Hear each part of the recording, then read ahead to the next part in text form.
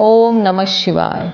नमस्कार दोस्तों, अविश्वसनीय एवं सटीक भविष्यवाणी की इस श्रृंखला में मैं पूनम पांडे आप सभी का स्वागत करती हूँ।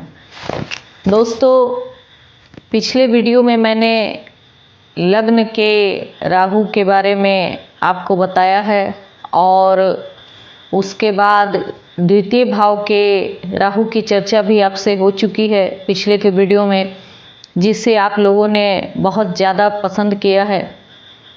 आगे भी मेरे वीडियो को ऐसे ही लाइक और शेयर करते रहें, मेरे चैनल को सब्सक्राइब करें। इसी क्रम में आगे बढ़ते हुए आज हम बात करेंगे तृतीय भाव के राहु के बारे में। जिनकी कुंडली में भी तृतीय भाव में राहु होते हैं, उनको राहु के क्या शुभ और अशुभ फल प्राप्त होते हैं, आज मैं इसकी चर्चा करने जा रही हूँ।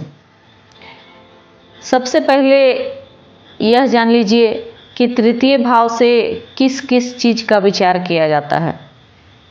कुंडली का तृतीय भाव हमारे भाई बहनों के सुख का भाव होता है। इससे यह विचार करते हैं कि जातक को अपने भाई बहनों से कितना सुख प्राप्त होगा, सहयोग प्राप्त होगा या नहीं होगा, और भाई बहनों से उसके संबंध कैसे रहेंगे।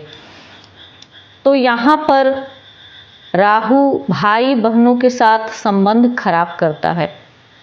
जातक का अपने भाई बहनों से विचार नहीं मिलता और भाई बहनों को लेकर कोई ना कोई चिंता और परेशानी बनी ही रहती है। कभी कभी ऐसा भी होता है कि उनके भाई बहन परेशान होते हैं, जिसका प्रभाव जातक पर भी पड़ता है। तृतीय भाव से पराक्रम का विचार भी होता है और यहाँ पर राहु जातक को बहुत पराक्रमी और साहसी बनाता है, जिसके कारण जातक जोखिम लेने वाले कार्यों में बहुत रुचि दिखाता है और उससे धन लाभ भी कमाता है। ऐसे जातक बिना सोचे समझे और बहुत ज़्यादा साहस दिखाते हुए जोखिम वाले कार्य करते हैं और अधिकतर उनको उनमें सफलता ही प्राप्त होती है, क्योंकि जोखिम वाले कार्य अक्सर अधिक लाभ देने वाले ही होते हैं, जैसे कि शेयर, सट्टा आदि। तृतीय भाव से पराक्रम का विचार किया जाता है, इसीलिए इसी भाव से खेल कूद, स्पोर्ट्स तथा एक्स्ट्रा एक्टिविटी का भी विचार किया जाता है और यहाँ पर राहु बहुत अच्छा फल देते हैं। तृतीय भाव का राहु खेल कूद तथा एक्स्ट्रा एक्टिविटी में बहुत अच्छा प्रदर्शन करवाते हैं जातक से, और जातक इन सारे क्षेत्र में सफलता प्राप्त करते हैं और अपनी पहचान खुद बनाते हैं। इसके अलावा तृतीय भाव यात्रा का भी भाव होता है और यहाँ पर राहु जातक को आए दिन कोई ना कोई यात्रा करवाते रहते हैं। खासकर छोटी मोटी यात्रा होती रहती है, लेकिन एक बात है कि ऐसी यात्रा में जातक को कुछ न कुछ परेशानी अवश्य ही होती है यात्रा के दौरान। ये साधारण सी बात है।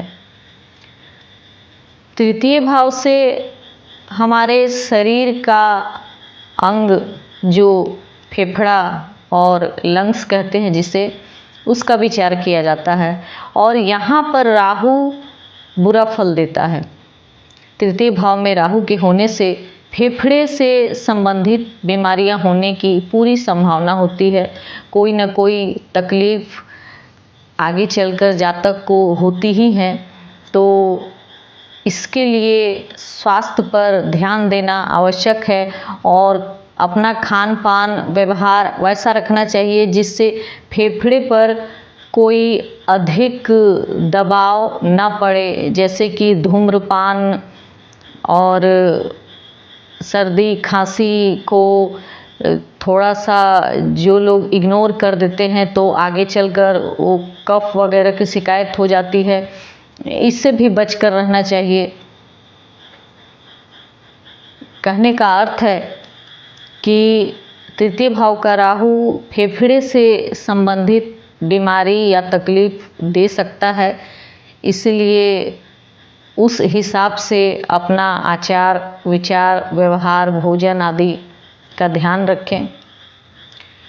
और इसके अलावा तृतीय भाव के राहु का कोई बुरा फल नहीं है, सारा अच्छा ही फल मिलता है। पराक्रम में सफलता मिलती है, खेल कूद में सफलता मिलती है, जोखिम के कार्यों से लाभ प्राप्त होता है और आए दिन कोई न कोई यात्रा होती रहती है। ऐसे लोगों को विदेश यात्रा होने की भी संभावना होती है।